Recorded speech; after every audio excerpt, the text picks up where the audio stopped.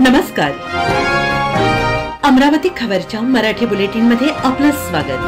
पाहूयात आजच्या काही विशेष घडामोडी.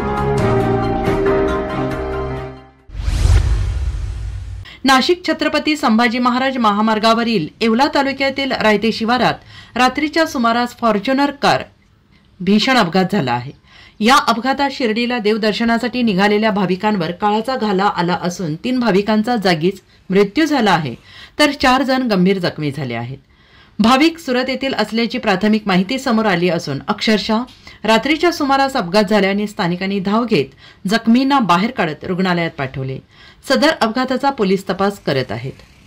अशाच नवनवीन बातम्यांसाठी पाहत रहा अमरावती खबर. लाईक करा, कमेंट करा, शेअर करा. आपली मतं कमेंट बॉक्समध्ये नक्की कळवा.